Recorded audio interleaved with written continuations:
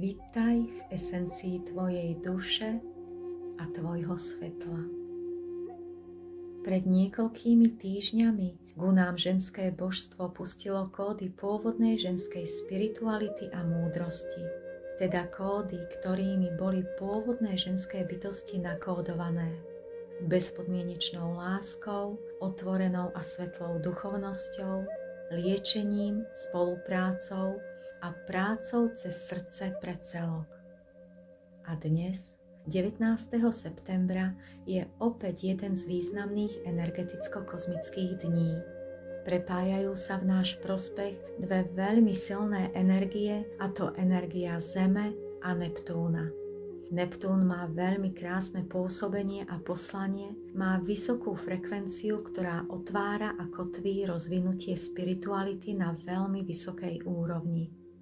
Tieto isté energie vtekali na Zem v čase predošlého zlatého veku Lemúrie a Atlantídy. V týchto časoch sme ako bytosti, najskôr jemnohmotné a následne hrubohmotné, žili skupinové my, alebo by som radšej chcela povedať skupinové ja. Nedefinovali sme samých seba cez filter jednotlivého ega, ale pôsobili sme ako silné jednotlivé súčasti ešte silnejšieho, spoločného, skupinového ja.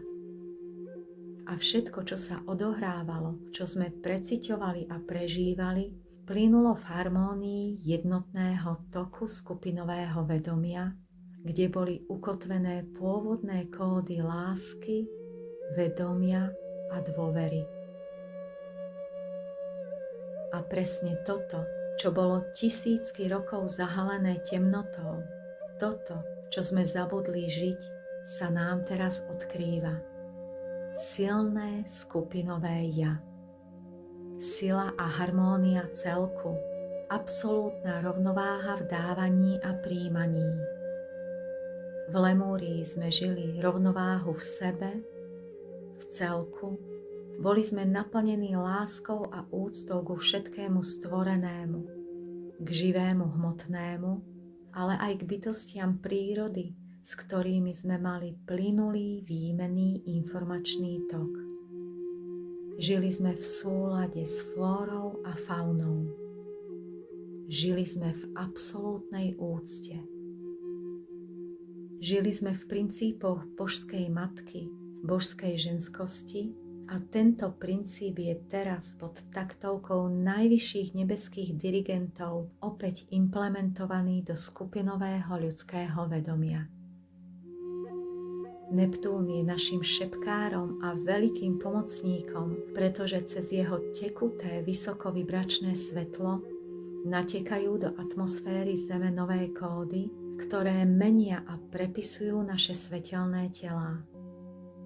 Cez tieto prepisy automaticky integrujeme do seba vyššie vedomie a pocity slobody duše, otvárame vedľajšie čakry, ktoré slúžia ako komunikačné kanáliky s jemnohmotnými rovinami, aby sme tak postupne menili svoj pohľad na svet, na ten jediný a správny, a to na pohľad lásky a múdrosti. Ak ti je to umožnené, nalej si pohár čistej vody a požehnaj vodu svojim srdcom. Popros Neptún, aby ti nechal natiecť do tvojej čistej vody svetelné kódy, ktoré využiješ v prospech seba, ale ako súčasť veľkého, neoddeliteľného a spoločného ja. Chvíľu a tak dlho, ako to budeš cítiť, nechaj pohár stáť v tomto vysokom vedomí. Následne ho môžeš vypiť celý, alebo sa môžeš o túto vodu podeliť so zvieratkami alebo rastlinkami.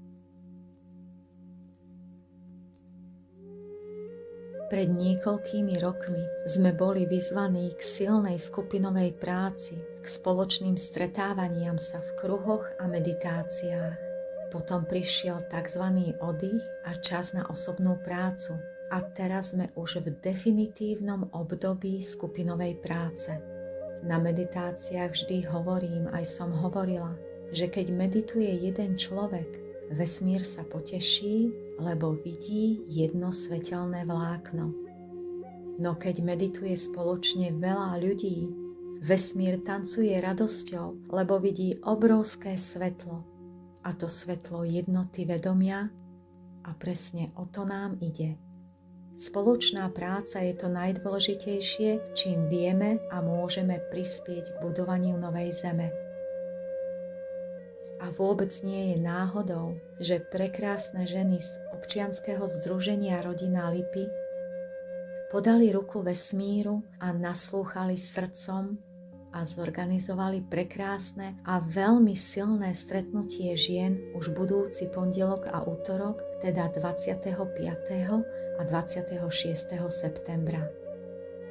Ak cítiš, že chceš prebudiť svoje svetlo, ak chceš otvoriť svoje srdce, ak sa chceš rozpomenúť na seba ako na bytosť zastupujúcu ženskú božskosť tu na zemi, príď prosím s nami meniť. Meniť konkurenciu na spoluprácu, meniť strach na lásku, meniť zabudnutie na svetlo vedomia.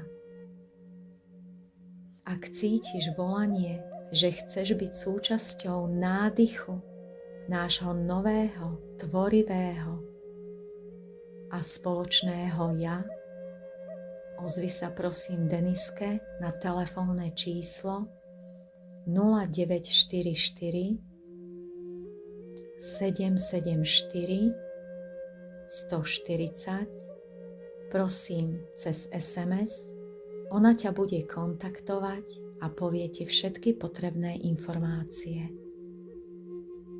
Z celého srdca ti ďakujem za tvoje svetlo.